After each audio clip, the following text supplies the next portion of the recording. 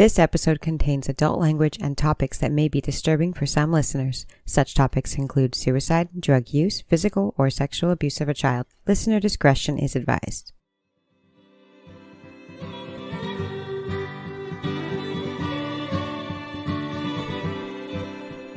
Hi, I'm Grant. And I'm Erica. And this is From Crime to Crime.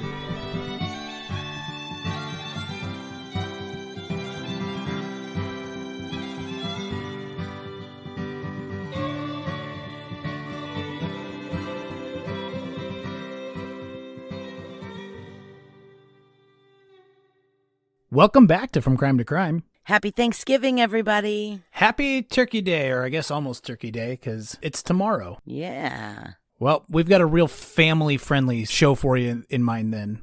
Oh, yeah, right.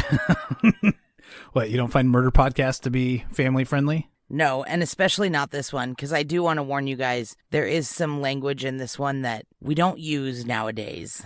And I know what language you're talking about, but Erica's probably going to use some profanity throughout the episode as well. I know that's typical. Well, I always do that. But this one really lit her and I up. We've both been pretty mad, honestly, about how this kind of all went down. Yeah. At first glance, this case seems like, oh, 5 guys that took a wrong turn on a winter night and got lost. And because of their varying degrees of cognitive disabilities and the weather, they starved or froze to death. Like, that's pretty much the narrative that's always been told around this case. And if you read the newspaper articles from back then, that's what happened. You would just be like, oh, yeah, a bunch of guys got lost. But I think you're right. Like, I think that on the surface level, this doesn't seem that sinister or even that deep. But, like, once you start really looking at it and understanding what it is, something bad happened to these guys this night. And that's what's crazy is, like, when you look at the details, them getting lost and randomly taking a wrong turn and just getting lost is like the least likely scenario of all of them.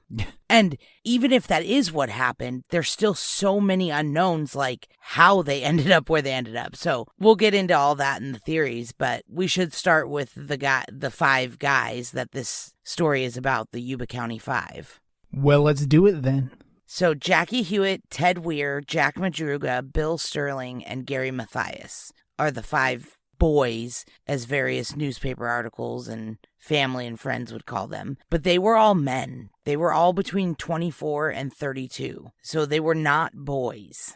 They did all have varying degrees of mild cognitive impairments, except Gary Mathias. But he was diagnosed as a paranoid schizophrenic. So let's start with Gary. Yeah, let's learn more about Gary because I think he probably has one of the more interesting backstories of everyone. He was a talented athlete in high school. He played football and was really, really good. The most talented athletes do play high school football. That's a fact. Yeah, okay, Grant. Even though he was practically blind without his glasses, they said he had double vision without his glasses. And he dabbled a little bit in psychedelic drugs through his teen years. But after high school, he enlisted in the U.S. Army and he was sent overseas during the Vietnam War. And while he was in Germany, he had some sort of mental health episode, possibly caused by psychedelic drug use, and was sent back to the U.S. where he was diagnosed with paranoid schizophrenia. So he was discharged from the Army because they don't like that. Especially then. Then they weren't really willing to deal with anything from anybody. No. They say that his schizophrenia could have been partially caused by his drug use in his early teens. Like, that can mess with your brain chemistry big time. Right. And it would take a while for him to get his meds regulated. He had a couple of years in there where his family called it like haywire episodes. And one time they said that he went to his grandma's house in Oregon and he walked home to California from Oregon. What? Yeah, it took like 8 weeks and it was like 550 miles. And they said that he lived on food that he had scavenged, like that people left on their front porches and stuff. Oh, right. I do remember hearing this now. Like, yeah, he was totally just out in the wilderness, just doing his thing, kind of doing what he had to do, drinking milk off of porches. Yeah, but he wasn't really in the wilderness. He was walking from Oregon to California. Right. Like, yeah, some of it I'm sure was forested and woods and stuff, but it was like, they just said that he had a few pretty severe episodes. He had some run-ins with the law and stuff like that, but he did get his medication regulated. and he was doing super well. Like, his doctors described him as like the ideal like everything was going well for him for the last couple of years. His body was reacting to the meds great. He had no episodes. Everything was going really, really well for him. That's fantastic. You really don't hear that very often in these kind of cases, especially in the 60s. So that's wonderful. Well, we're into the 70s by now, but yeah. So one of his doctors recommended that he joined a program called the Gateway Project, and it was a vocational rehab that helped people with cognitive disabilities, drug addiction, or mental health issues. And it helped them like have a community and find services and jobs, and it was just like a place where they could get resources. This program is where all the boys would meet. They were all on the Gateway Gators basketball team. All right, so we've got him pretty well figured out. Who were the rest of these guys? Okay, so Jackie Hewitt was the oldest of his siblings, and he was described as well-mannered, sweet, kind. His learning disabilities have been described as the most severe, but he worked. He had a job at PG&E. He had a girlfriend, lots of friends. He had a motorcycle. He was known to drive a car every now and then, even though he didn't have a license. He was also very, very, very athletic, and he was on the Gateway Gators basketball team. Jackie was fairly independent except for his best friend Ted. They've been described as always together, thick as thieves, and Jackie depended on Ted for certain things, like making phone calls. Jackie had like a real aversion to talking on the phone, and so Ted would make his phone call. Like if Jackie had to call somebody, he would have Ted do it. Oh, perfect. Yeah. So, Ted Weir was 32 years old, and he was described by his family as loving and caring and very kind. All of these boys were described as very sweet, loving boys. He was also extremely athletic. He was a bigger guy. He was like 6 foot tall, over 200 pounds, and he had won silver and gold medals in the Special Olympics in previous years. So he was actually a really good athlete. I think that's very telling, kind of as the story goes on, that like two of these guys at the very minimum were in good shape and good athletes and were used to rigorous physical activity. Yeah, as we go on, all of them were described as athletic. So Ted's cognitive disabilities are very hard to discern because there wasn't real descriptive diagnoses back then. I heard an interview on a really great podcast called the Yuba County 5 podcast. I think that's what it's called, Yuba County 5. It's a really, really good in-depth, deep dive podcast on this case. And I heard in an interview with his family on that podcast, they kind of theorized that if he was around now, he would be somewhere on the autism spectrum, because he was extremely high functioning. He also worked at PG&E, and he was super smart. He just had problems with social cues and nuance, and his family described him as having no common sense, but not in everything, just in some things. They said he was like extremely routine and scheduled. He liked plans, and he didn't like to deviate from those plans at all, if possible. And he was described as not super spontaneous, which made me laugh. Yeah, and I think, what we know about autism and the spectrum and stuff like that, that's right in line with it. And that's, why it makes us laugh is, because we've worked with people like this and seen firsthand. We know somebody like this, and when they say he's described as not super spontaneous, it's like, yep, that's exactly. Yeah, I mean, I always, for like a reference that most people would know, I always think of Sheldon from The Big Bang Theory, just very, has a schedule, has his place, everything needs to be in line and stuff like that. And it's very true. That is a lot of times how people with autism act. So they don't know for sure, but that's how they describe Ted Weir. And he was also on the basketball team.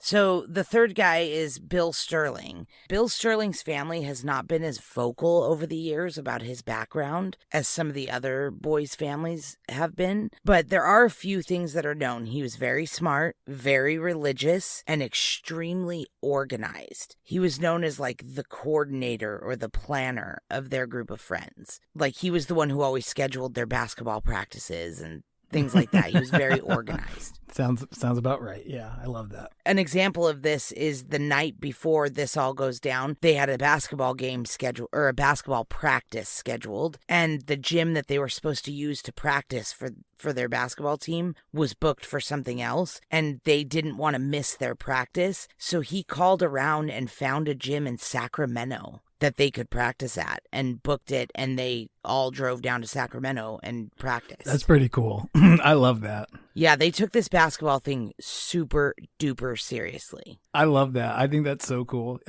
Honestly, yeah, if I could get into a basketball league, I would take it super seriously, even at this age. So I'm all for this. Yeah, so another thing that we know about Bill is when he was young, he was institutionalized. The reason listed in the paperwork is hyperactivity, and he spent like 8 years in and out of state institutions or private institutions. So I don't know what that hyperactivity doesn't, to me, sound like something you would be able to be institutionalized for, but apparently in the late 60s, early 70s, maybe it was. I don't know. I feel like it's a broad diagnosis. I mean, because I think you're right. I don't think that you'd send somebody to an institution for hyperactivity. I think that it's probably a broad sweeping term for we don't know, but yeah, someone needs to pay attention.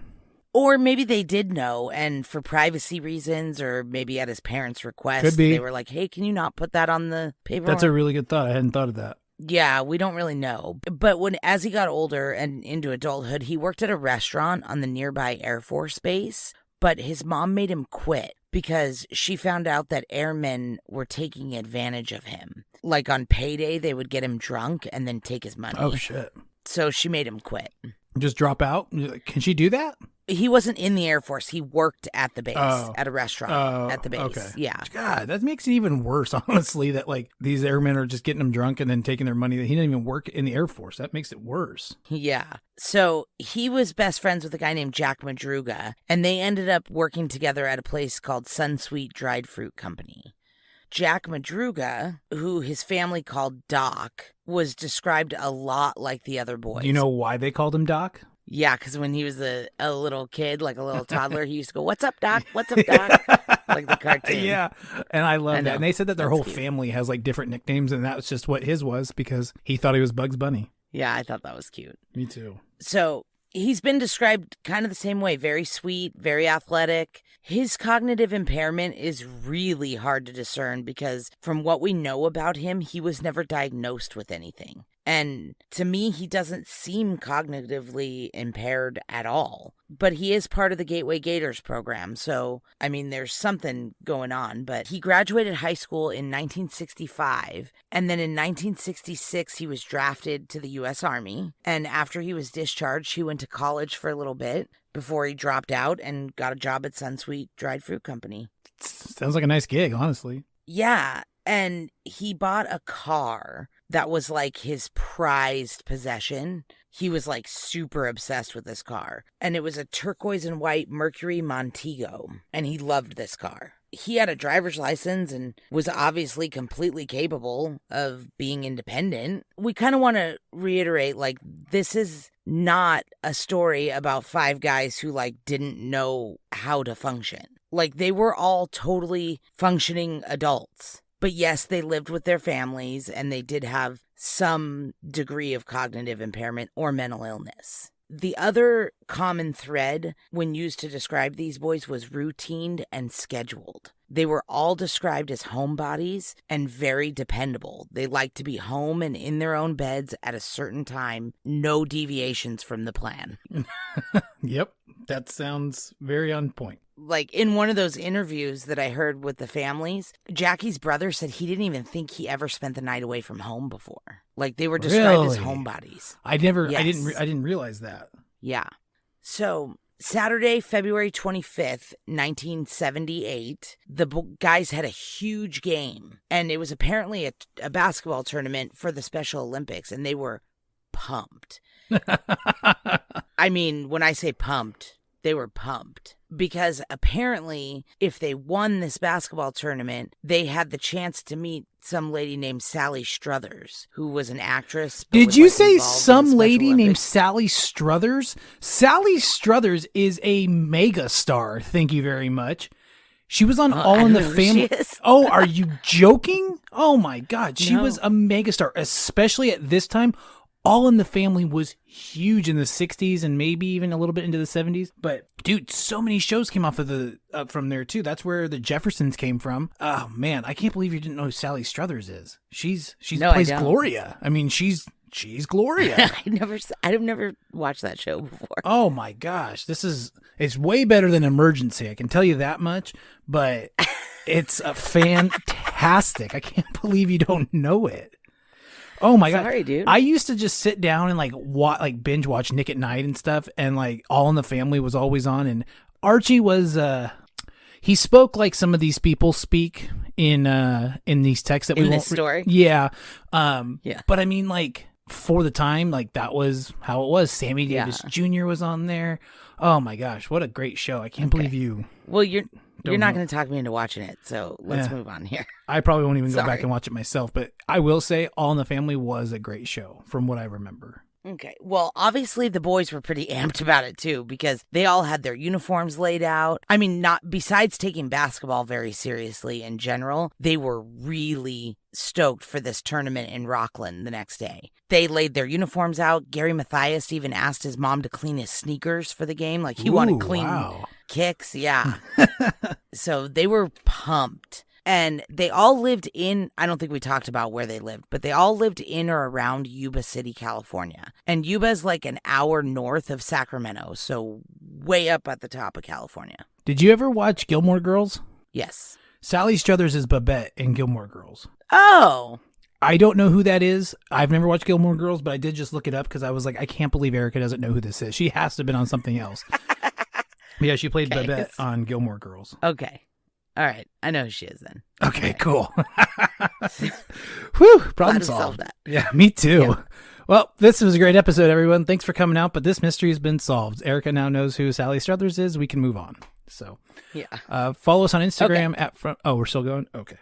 Yeah. No, let's keep going. So, Yuba.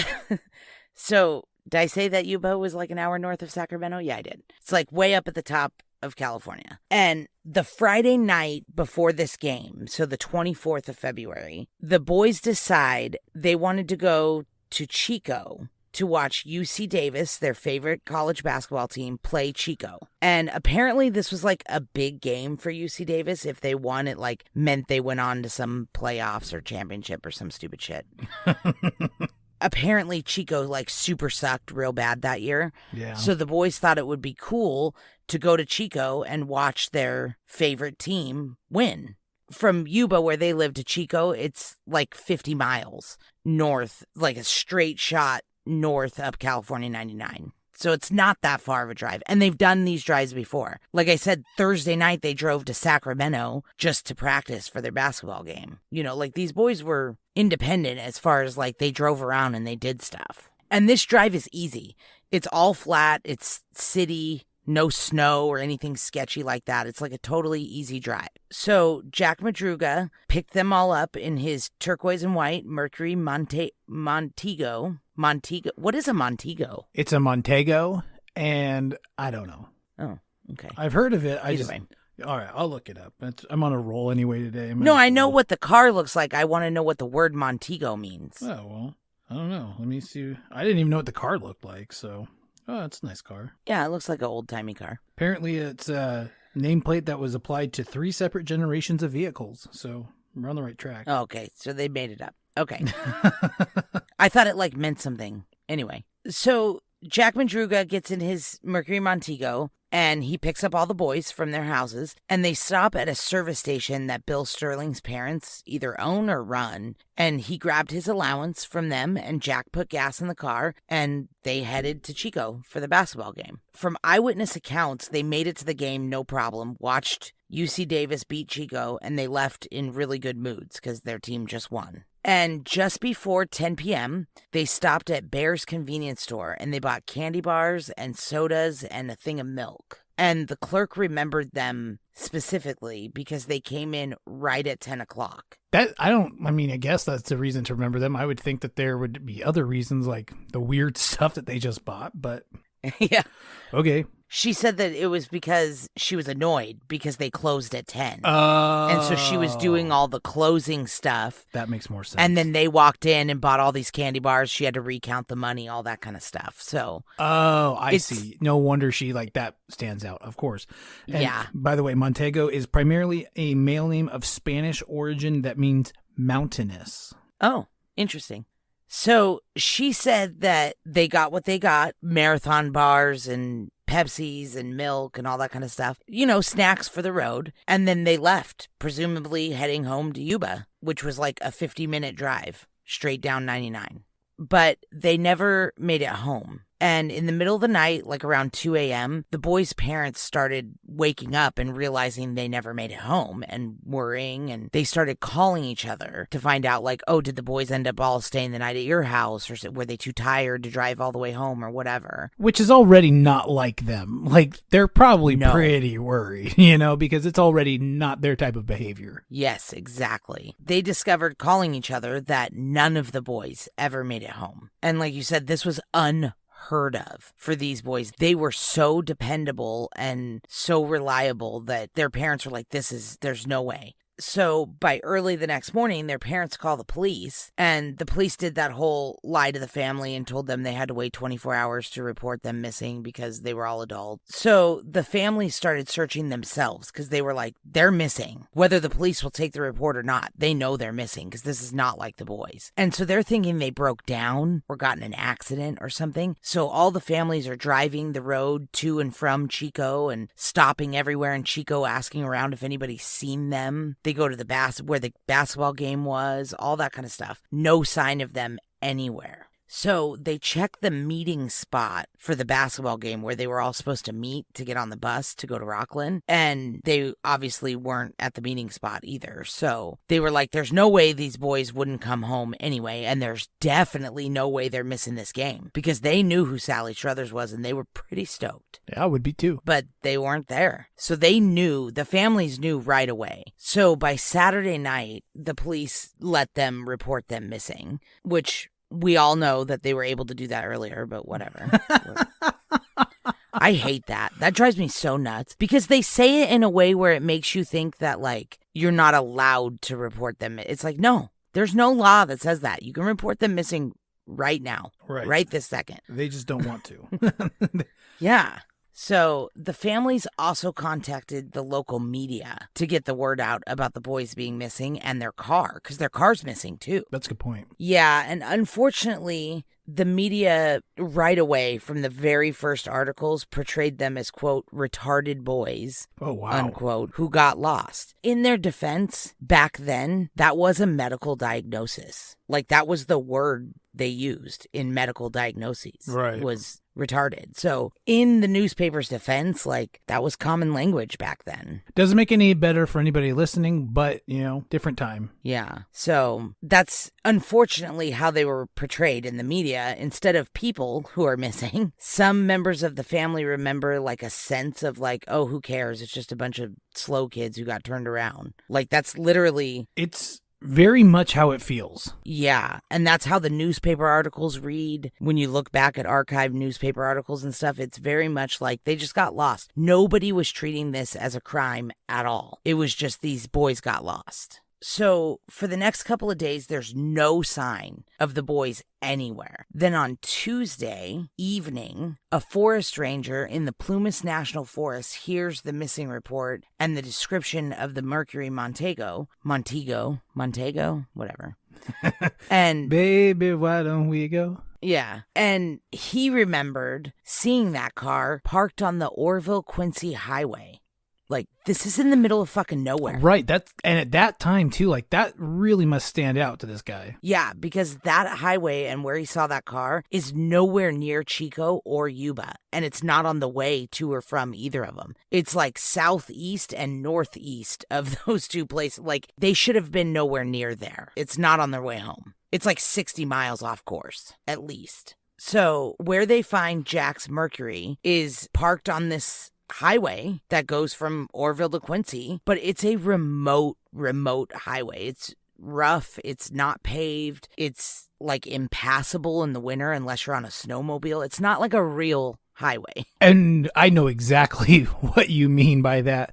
For those who don't, though, it's tight, it's slick, it's hairpin. You can't see anything in, like, around the corner. It's not a place to hang out. And it's not paved. Right. This is like a rough pitted road. And everybody says there's no way Jack would have driven his prized, loved Mercury up this road on purpose. And where they find his car is parked at the snow line, which is about as far as it would make it. And when they find the car, it's in perfect shape. It's unlocked. The driver window is partially down, but there's no keys and no boys. Just parked on this off-road road at the snow line with nobody in it. So, I mean, obviously right away, that's a red flag. That's, with the time that it is, the weather that it is, like, there's no reason. And the car's in fine condition. It's not like it blew. It had plenty of gas. It started up no problem when they hotwired it. They had to hotwire it because there was no keys, but it started up no problem. And they said if it was stuck in the snow at all, it would have been like no problem for 5 athletic men to push it back 2-3 feet out of the snow and drive back down the mountain. Like it was right at the snow line. Yeah. It's not like it was super deep into the forest where they wouldn't have been able to push themselves out. Yeah, that makes no sense. I mean, honestly. Yeah. So the newspaper pretty much ran with the story that the boys got lost on their way home, and they just ended up in the national forest on foot in the winter, not in winter clothes, and just ran away from the car and got lost in the woods. That doesn't really jive. That doesn't really add up. Yeah, but that's the narrative I that they're going with. I get what you're saying. I'm just saying it doesn't really add up. No. So there were footprints, they say, leading into the forest in the snow, like going up, not going down. So this is bad because not only did the police not let them report them missing right away, which stalled this whole investigation for over a day, but then the ranger up in the Plumas forest didn't hear about it for a few days even after that. So if the boys did take off on foot from the car for whatever reason into the forest, they've been out there 4 days at this point. Brutal. 4 days too. It's not like, it's wonderful out there. It's brutal. No, this area is like another planet. It isn't what you would think when you think of California. I know when we go to visit our friends who live up there, for those of you who don't know, our friend who does the fiddle playing at the beginning of our podcast, he lives up here in this Antarctica where the Donner people ate each other area. For all we know, he's eating people too. We don't hear from him a whole lot anymore now that he gave us what we wanted. That's because even now, this place is super duper remote. They have shitty cell service. It's 2022, and sometimes they don't have cell service up here still. He did this just place get is Starlink. super remote. He just got Starlink satellite internet, so I don't even know how good it is, but doesn't it sound like it's from space? I mean, it is. It's Starlink satellite. I guess it is from space, but I love that you love this so much. Oh, I just love that he lives like he's in the 1800s. He's from Orange County where we're from, but you would never know. He wants to live in the 1800s, though. That's kind of been his thing. I know. We love you, Ty. Eh. But you live where it's impossible to live, which is why it's really scary that these boys have been out here in this forest for 4 days in February. So at this time, they also have this struggle with whose case this is, because Yuba and Butte County are involved, and then the car's found in Plumas, and then the Forest Service is involved because it's a national forest. So it doesn't really matter who's in charge. They did all start looking, including the family. Jackie Hewitt's dad searched every day, and a lot of the boys' siblings and parents, they searched every day. For both Jackie and Jack, they worked at the same place, and when they went missing, the company continued to pay both of them and told Jack, go look for him and we'll continue to pay you. Do what you have to do. Oh, wow. I didn't hear that. Yeah. Oh, that's awesome. No wonder he was able to search up because he searched every day. Yeah. And partially the reason that he searched every day was because he explains that early on when he went up there to search in the really early days of this, he drove by, he called it the sheriff's posse, and they were supposed to be out searching, and he said they were all sitting around a campfire drinking beer. So he's obviously I have to do this myself. And obviously that's where this narrative came from of, how these cops felt. Yeah. If the dad of one of the kids walks up and this is what's going on, Yeah. So I did read a lot about some of the law enforcement agencies involved didn't really treat this very seriously and did kind of have that mindset who cares? But then I heard that there was a lot that did take it very seriously, that they even volunteered to do searches on their time off, even after the searches were called off. So that's good to hear, I guess. Yeah. That they weren't all sitting around a campfire drinking beer. Some of them were looking. Yeah. So for everyone that dropped the ball, there was one that was looking. So that's, I guess, good. Either way, the weather was not helping at all. It was freezing and there were 20 to 40 foot snow drifts. Like, searching for these boys was difficult and dangerous. So the searches were called on and off. Like, there was a couple times where even like experienced search and rescue people like had issues and got lost, and like they almost lost a few search and rescue people. Well, we even talked to Tyson about this area, and he said this is a terrible place to be. Like, it's not a good area. It's treacherous, honestly. Yeah, and he said that this part of the forest is like you could pretty much only get to it with snowmobiles this time of year. Yeah, like, he did. It's not even like, oh, you don't have the right kind of car. It's like, no, cars don't even work. It has to be a mobile built for snow. So the searching was on and off because of the weather. And in the first couple of weeks, we do meet a new character in this story named Joe Shones. He contacts law enforcement because he lives kind of down the hill from where the car was found in this Berry Creek area. He was drinking at a place called Mountain House, which I'm assuming is some sort of bar. And it's 8 miles down the mountain from where the car was found. And he tells this wild story about how he's drinking at this mountain house. And then he decided to go check the snow line for a family ski trip that he was taking his family on in his Volkswagen Bug. And so he drove up this road. Then he got stuck in his Volkswagen Bug because you can't drive that car in this environment. And while he was pushing his Bug out of the snow at the snow line, he had a heart attack. And then there was nobody around, so he got back in his car to warm up from the heat in his car. Then he saw headlights. Then 6 hours later, he saw a truck with a lady and a baby and the 5 boys, and he was begging them for help, and all the lights went off, and then he never saw them again. And that story was a very condensed version of what he said. He told like 50 different stories about what he saw that night on that road. Well, he's known for making stories up. Like, this is what this guy is known for. Like, people, when they heard that this was the guy involved, they were like, well, he's a known storyteller. Like, he makes things up so he can be a part of the action all the time. But there was a few witnesses that did see his Volkswagen Bug up there. Because he says that after the boys in the Montego didn't help him and they vanished into the forest for no reason, he then got out of his car after having a heart attack in the snow, decided to walk 8 miles back to that bar and left his car there. And then when he got to the bar, somebody at the bar drove him home, and then his wife drove him to the hospital. So, and then she didn't get his car for a couple days. And so people did see his car there. Cool. I mean, cool. He was there, but like, I mean, I don't believe this guy. You know, when you have a history of telling people like fabricated truth, it's the boy who cried wolf, you know? And then finally, he very well may have been up there. That could have been true, but nobody believes him because this is what he does. Right. So that's just like a weird side story, and we'll get into that in the theories. That's not really a huge part of the case, I guess, although it could be. February turns into March. March turns into April. Lots of volunteer searching, but the official searching kind of dies down, and the family has 0 answers. Nobody has seen the boys. Nobody finds anything. They did find a couple of pieces of gold cloth tied to trees every couple of yards or whatever, but they don't think it was related to the boys at all. They found nothing. Pretty much the mindset by that time was wait till the fall and deer hunters will find them. That's pretty much the answer. Was like, once all the snow melts off and there's deer hunters up there walking through the forest, somebody's going to find something. I know that this is a very common thing for places like this, but that is still a very unacceptable answer.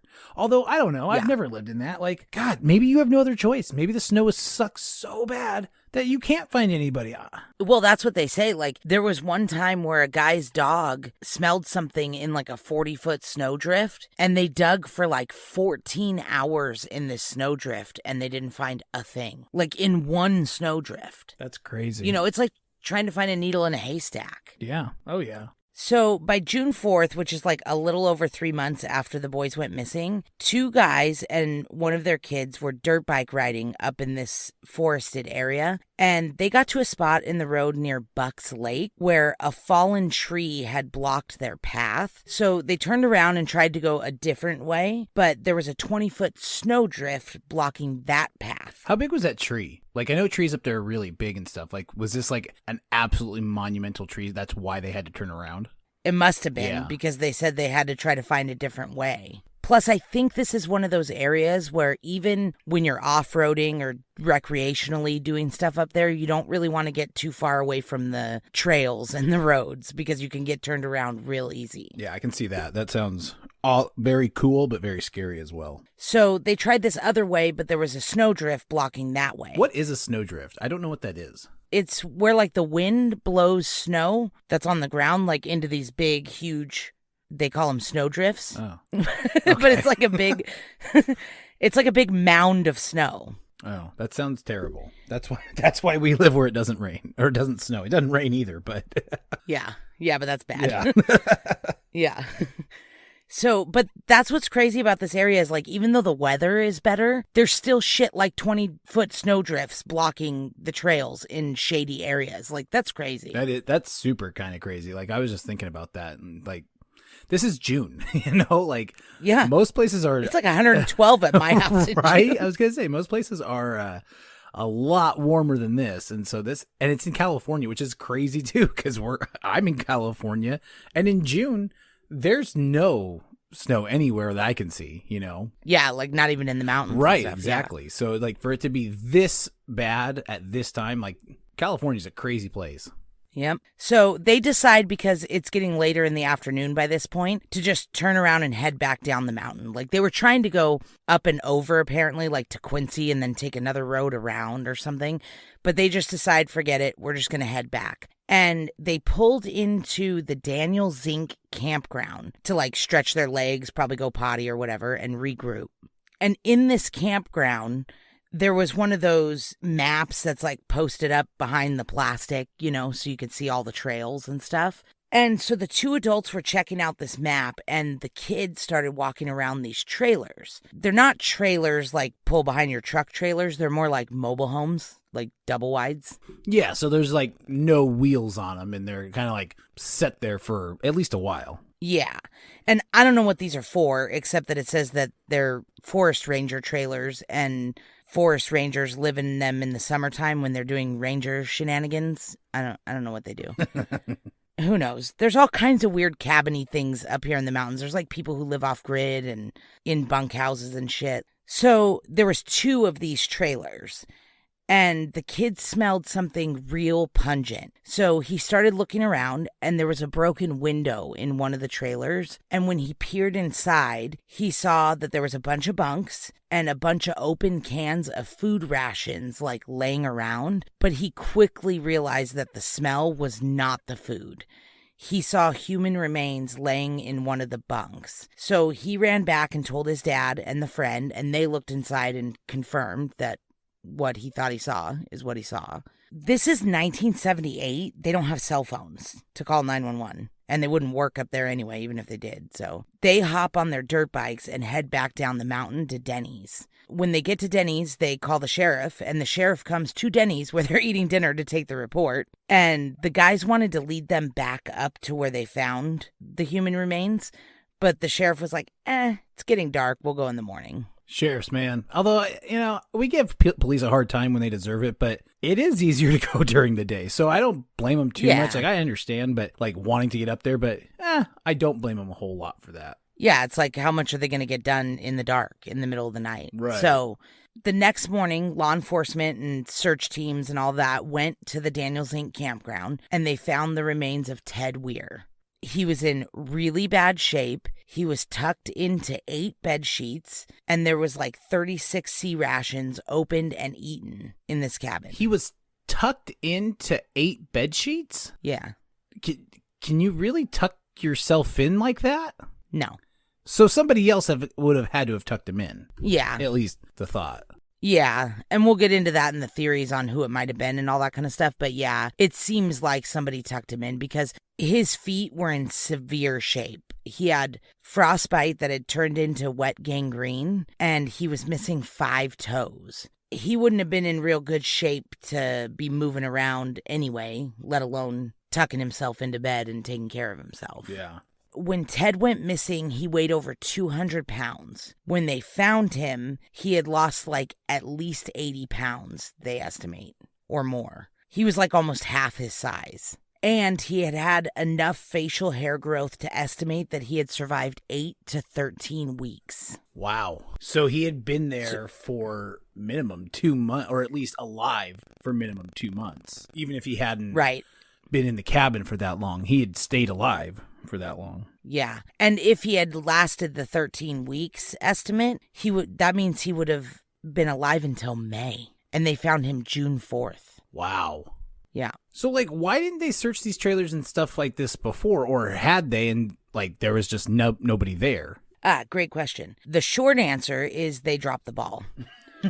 Yuba and Butte County blame Plumas and the Forest Service for not telling them that they were there, and Plumas and the Rangers say they did tell them. But the reality of the situation is this trailer was so far from the car, it really wasn't in the search area anyways. Like, traveling that road from where the car was, it was about 12 miles from the car. They would have had a hard time believing that they would have made it that far to begin with, to even search this, even if they knew the trailers were there. Well, yeah, 12 miles in those conditions, I mean, might as well be 200. Yeah, and in regular clothes and tennis shoes and Right. stuff like that. Like, they weren't dressed for the weather. So it could just be that they did know the trailers were there and just chose not to search them because it was so far. And it would have been really hard to search them. Like, a snowcat would have been the only way to get to them.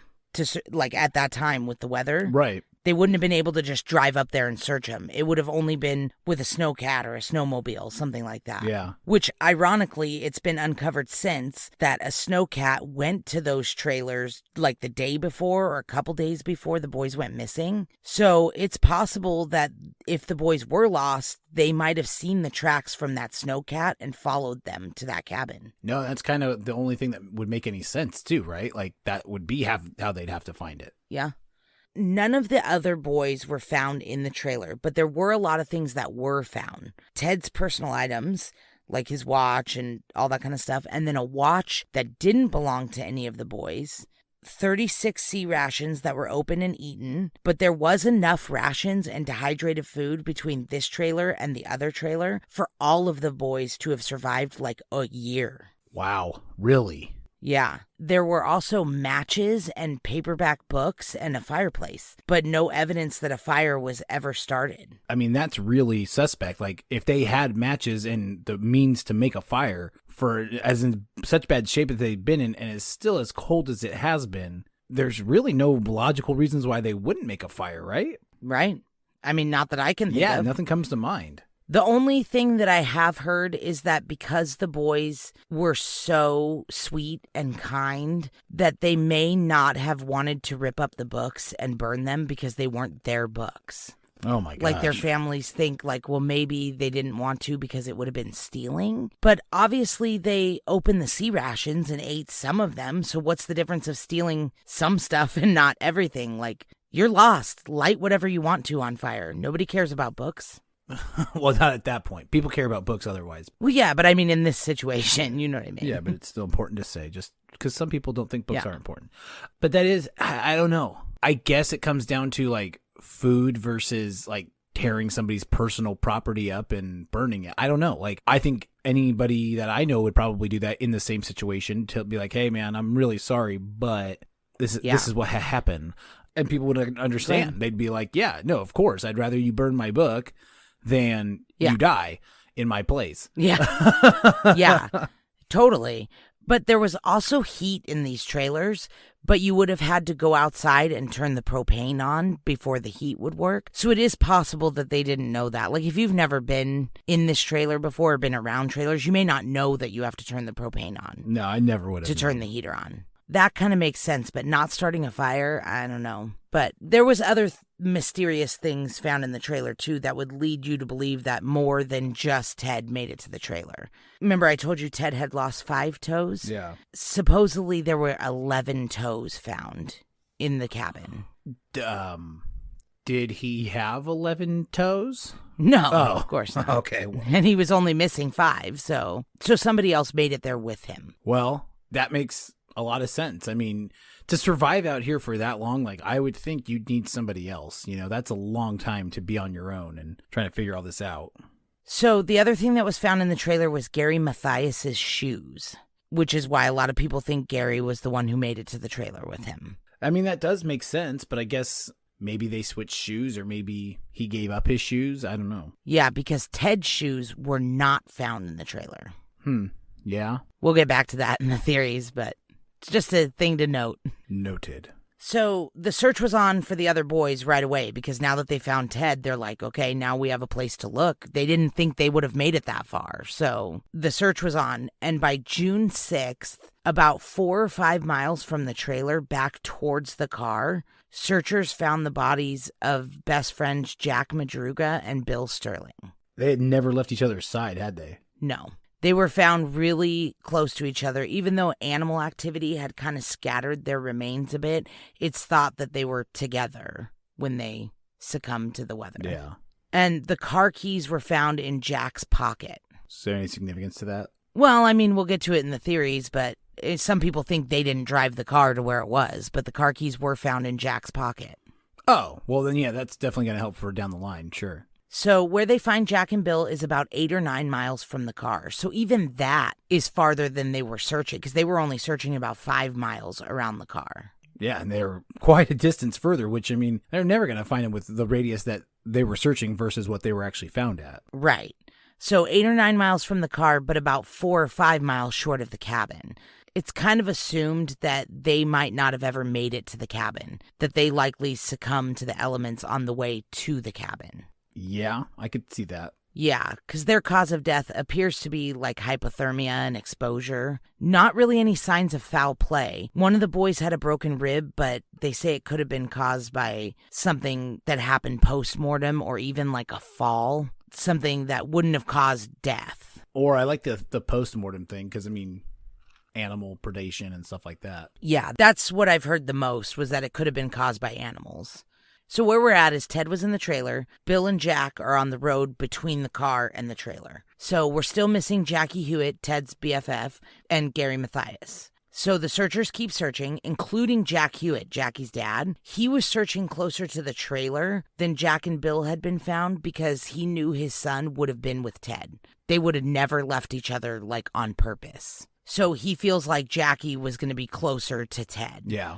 And he thinks that Jackie was in that trailer taking care of Ted till Ted passed away. He feels like there's just signs in the trailer. There's some markings on a chalkboard that he feels like his son made. The tucking Ted into the bed sheets. He feels like that's something Jackie would have done. And so he is searching closer to the trailer, and he comes across some clothing that looks like Jackie's. And he picks up a jacket, and his son's spine falls out of the jacket. Oh, my God. And most of his remains were found right there nearby his clothes, except it took 2 days to find his skull. But they did eventually find it. Is this where the guy with the dogs found the bone? Yes.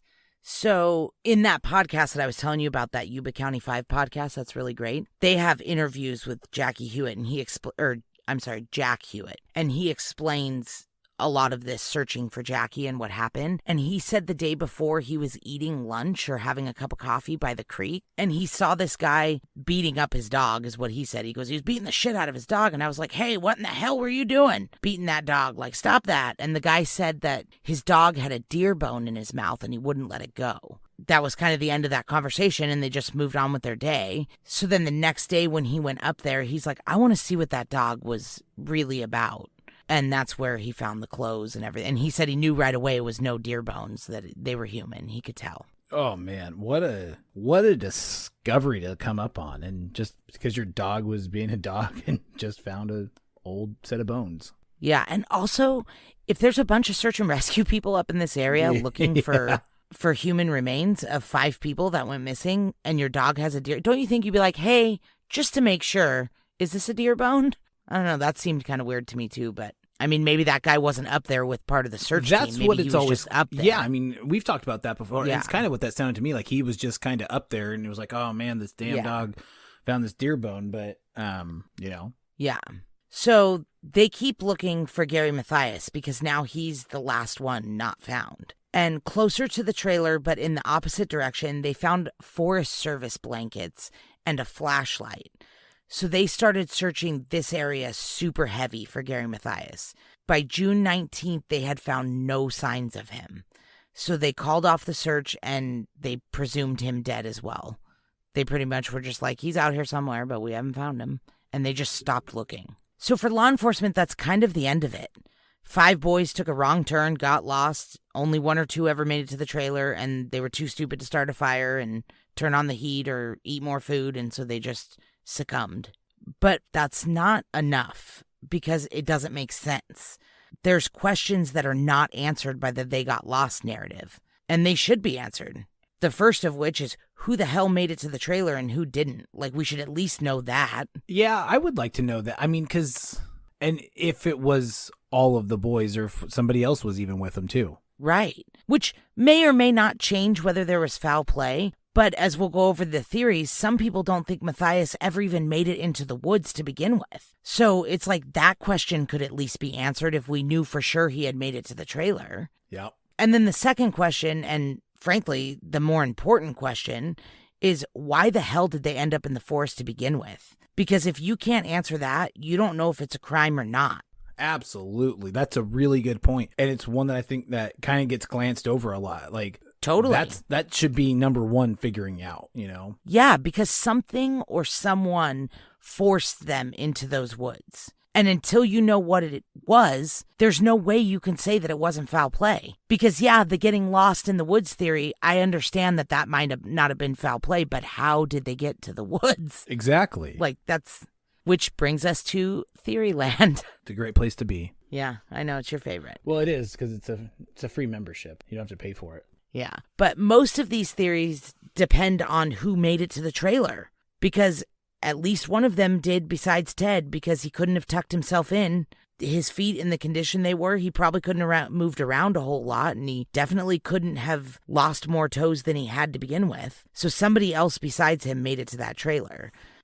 One of the more talked about things on who made it to the trailer was this P38 can opener that was used to open some of the cans. And then a church key was used to open some of the other cans. But because of the P38, people theorized that Gary Mathias or Jack Madruga had to have made it to the trailer because of the military background. And I mean, that's fine. That's a good logical thought. But a P38 can opener, like, they make it seem like it's this like wildly hard thing to use, but really it's kind of like a razor blade on a door hinge, right? Like, that's kind of the best way I can think of to describe it. That's what it looks like. Yeah. And so, like, I don't think it's an easy thing to use, but I feel like it's kind of straightforward too. Well, and if you're in a survival situation, you're going to open a can with a butter knife if that's what you have. Rock. Like, you'll like, you're going to figure out how, if you have a can opener,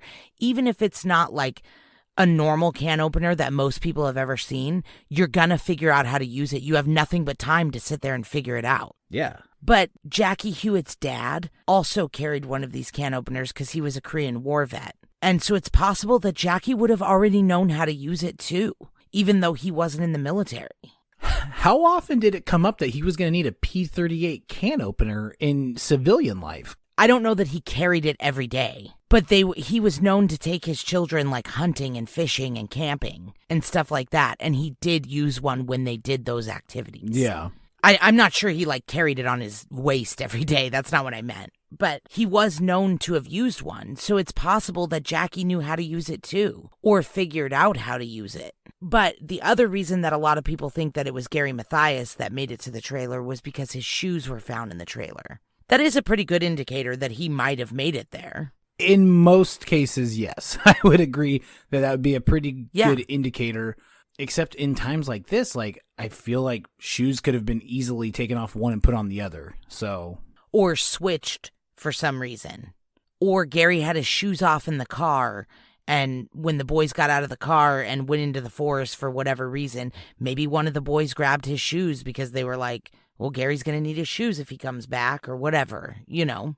Yeah, I could see that. Or if they all had terrible frostbite and their toes were falling off, maybe they were taking their shoes on and off and switching shoes for whoever's shoes were bigger. Maybe their feet were swollen and it hurt to put their own shoes on. Or Yeah. it's not 100% proof that he was there, but it is a pretty good indicator that he may have made it there. It is a pretty good indicator. I mean, I will give you that. Yeah.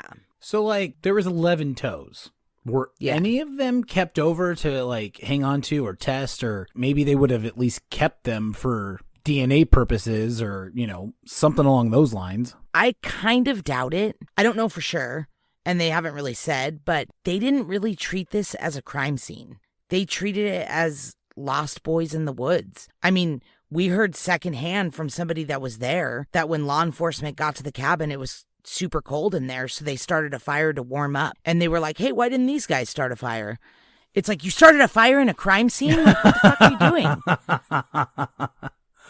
Yeah. But it wasn't a crime scene to them. They weren't treating it as one. And that's fair, they, and we still don't know if it was or not. Right, but they didn't treat it as one just in case. Yeah, no, I get where you're coming from. But, I mean, it was 1978. They also didn't know about I mean, they might have known about it, but it was real. It probably seemed like a science fiction thing for them, you know, like, oh, that's not a real thing. So it wasn't a crime. They didn't treat it as a crime scene. And we obviously will probably never be able to prove who made it and who didn't. So we'll just move on to the theories. All right, so everyone kind of has a different theory, I think, to this. So let's start with what law enforcement's theory is. What's their best theory of what happened?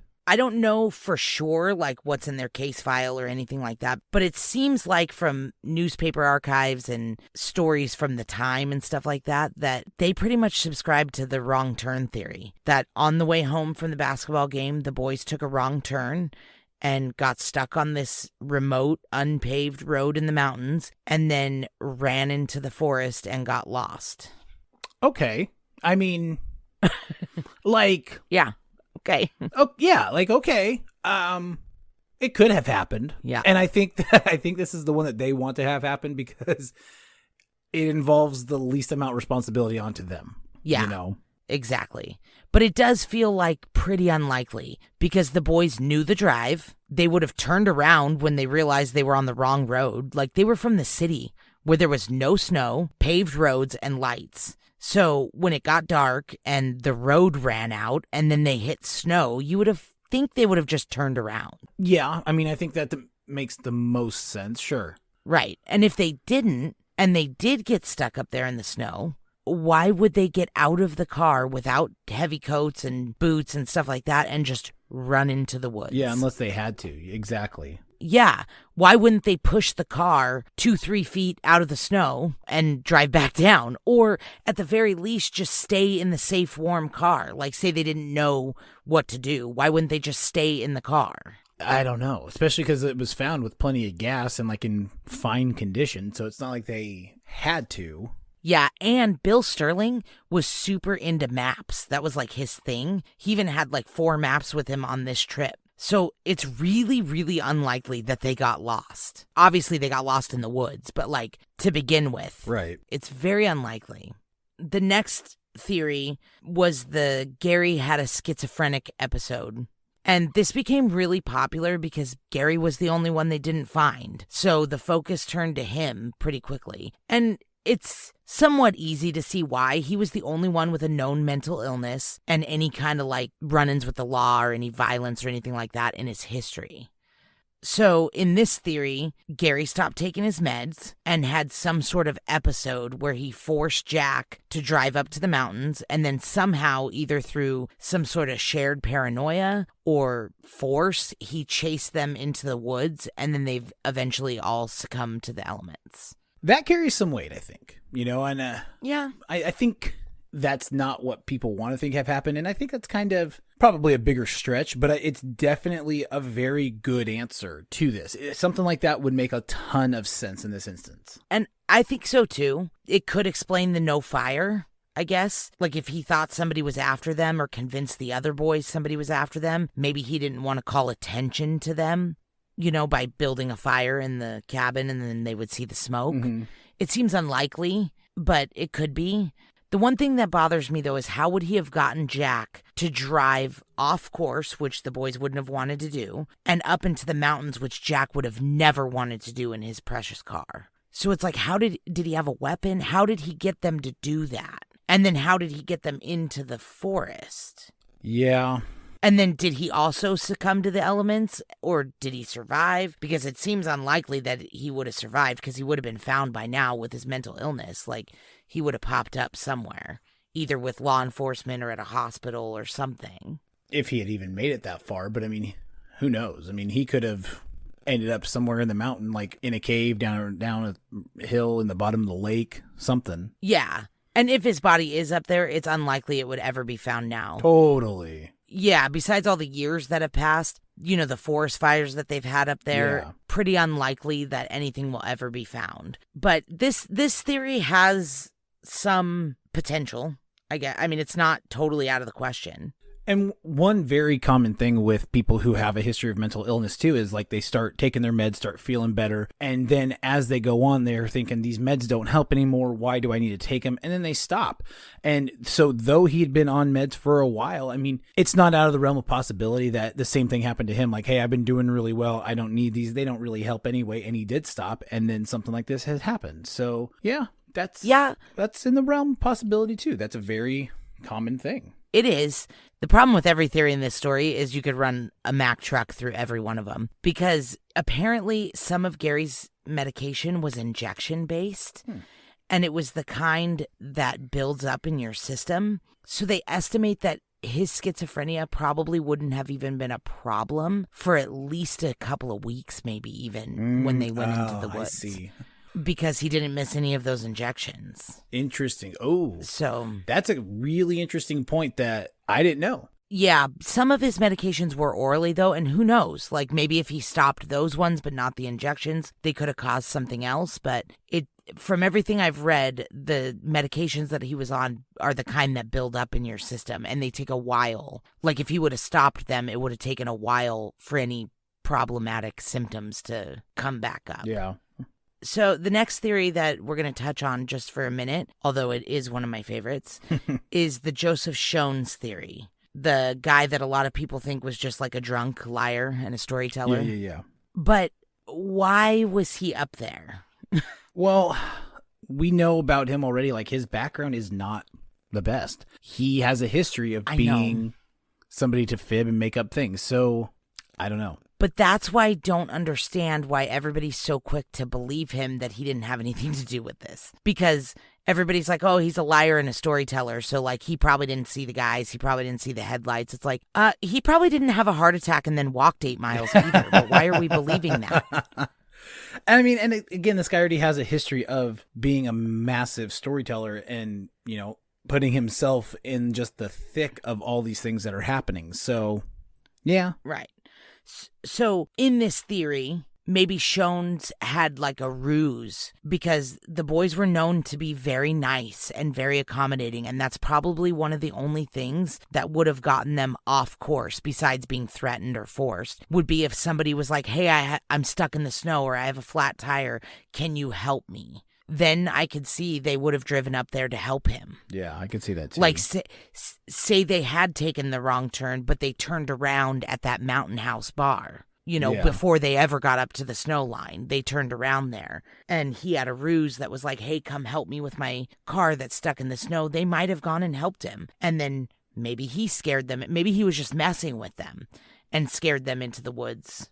Yeah. You don't know. We don't know. Yeah. But there was shotgun shells found near the car, and they don't know if they're related, but that could be a way that somebody would have scared them into the woods by maybe shooting a gun in the air and pretending they were shooting at them. Yeah, I could see that. I mean, that would scare me into the woods too. Yeah. So because the car was left with the driver window down, and it unlocked, which Jack would have never done willingly. So it seems like maybe somebody said something to them and they got out of the car and then they had to run. Yeah. No, I see where you're going with that. Yeah. Another theory is like the unknown entity, like something, maybe an animal, a bear or something like that, scared them into the woods. But that still doesn't explain why they would be up there to begin with, to get a bear to scare them into the woods. Yeah. And like, that's kind of weird too for something like, I mean, again, they have a car. Just get back in the car. Yeah, exactly. So one of the bigger theories that I've heard about more recently, but apparently this theory came about like almost right away before the bodies were ever found or anything. This theory goes that the boys stopped at the Orville Dam on the way home from the basketball game, which is on the way home. And this town bully that everybody is supposedly scared of and his crew of idiots started poking fun at the boys, maybe Jackie in particular, and Gary Mathias stuck up for him. And the bully and his henchmen then beat up Gary Mathias and threw him over the Orville Dam into Lake Orville, which would have scared the boys. They would have jumped back in the car and just booked it. And maybe they ended up going up this mountain road by accident, just running away from this town bully. And in this theory, either the bullies followed them, or maybe when they got stuck in the snow and got out, Joe Shones's yelling about his stupid heart attack scared them and they ran into the forest where they got lost. Yeah, I can understand that then. All that happening at once, and even if he was actually having a heart attack and he was still yelling and stuff, like I can see it being overwhelming and just being like, I'm over that, and just whoop. Yeah, if the boys were scared, if they thought somebody was following them still, Exactly. They might have run. So where did this theory come from?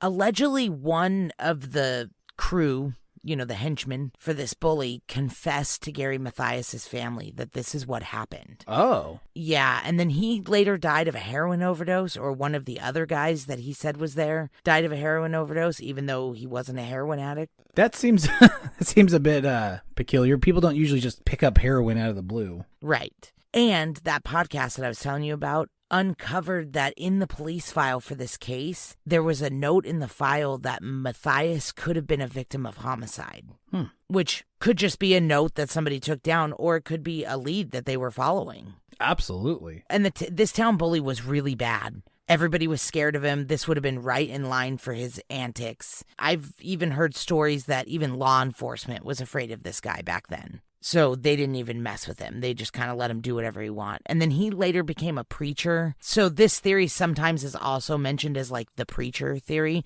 It's the same guy. Was this more of like a mob bully? Because for the police and all the townspeople to be afraid of him, I mean, and he had like henchmen. I like that. I like that he had henchmen. I made that up. That's not a thing. I know, but I still like that he has henchmen. Yeah, no, I think he was one of those like good old boy, I run this town bullies.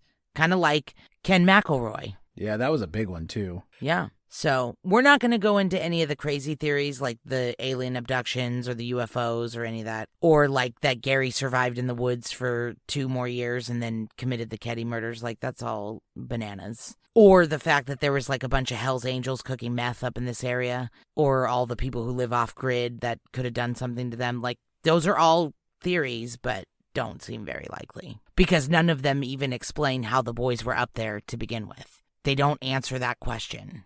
So what do you think is the most likely theory, Grant? Oh, well, I gotta be honest. I really like the schizophrenia theory a lot until I found out that the dude took injections to like keep up on his meds, because I feel like that's a little bit more concrete. Yeah, it's too concrete that like he did that. Yeah. The town bully thing, I think that carries some weight to it, especially because, as we said, a henchman or a foot soldier for our Ninja Turtle fans out there, like myself, would admit to something like that. I mean, that's a pretty big deal. So, yeah, it is.